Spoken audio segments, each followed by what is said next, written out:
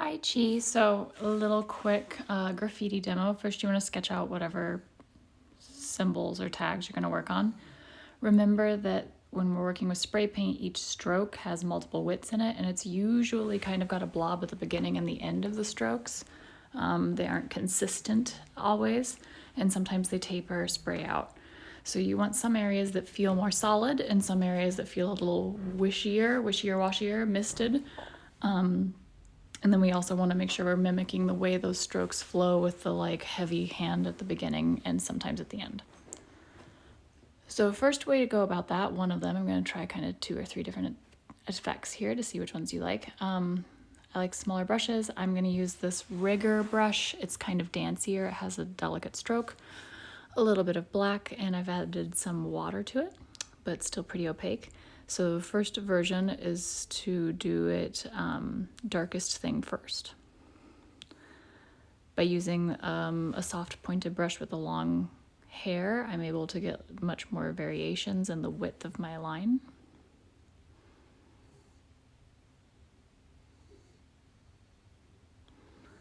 So in this version, we're adding the darkest part first, and then we might go over it or add some softness in areas. I'm letting it kind of trail out, so some areas aren't as dark or more transparent, and some areas are more solid.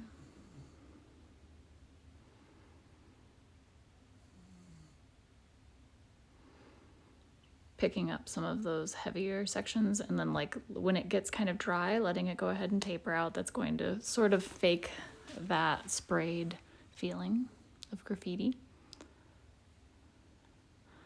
Also generally true is that we don't make sharp corners very well. They tend to have a little bit of like roundness or recurve on them. You can see that in the way your line quality looks in your research images also.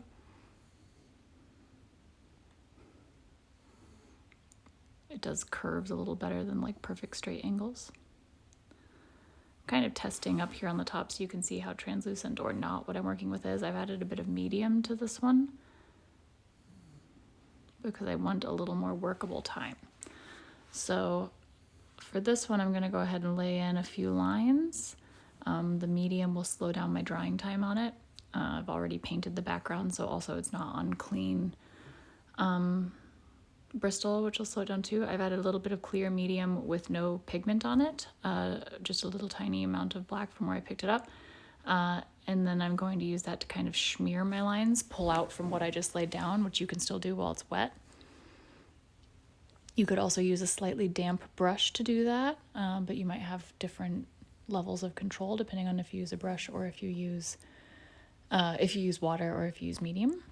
So those areas now look kind of like they have that soft blown out effect. You can also use a much smaller brush, and if you wait on things to dry, they'll move a little less, but you can just soften the edges of some of your line work.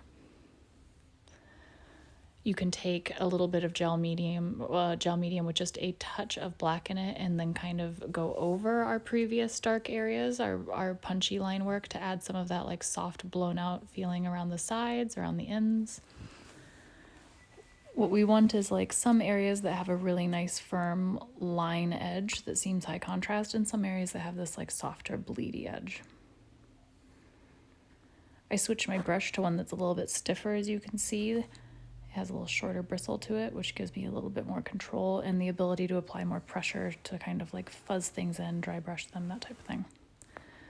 So this is the other version. Other attack is to do the light version first. So using just medium and just a little bit of black, I'm able to kind of loosely shape these in. The strokes and the line work, I'm still using a lot of the same rules for weighting things at the beginning and the end and varying my line weights. But it's much less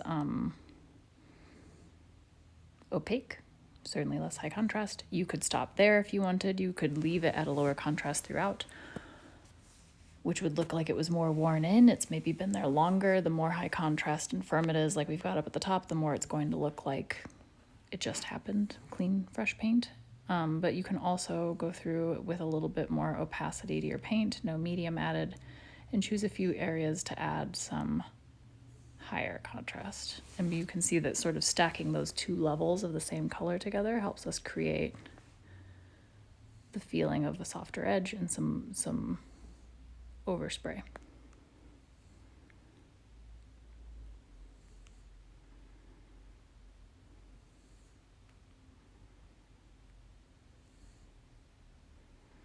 I'm doing this while the underlayer is still wet, so it is also blending together. I would probably choose this method because it feels a little softer to me, a little bit more painterly.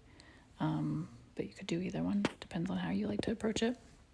Now, if this still feels a little bit too stiff, I'm going to load up a short stiff brush, a little flat angle brush I've got, with some of the background color, and you can do a little bit of spray over it and kind of vary the line weights. So the background was entirely dry, so then I can take a brush that just has water on it and clean up any spray that hit places I don't want, so that overspray is mostly on our lettering on our actual graffiti. And you could also stipple a little bit in if that would help too. All right, good luck.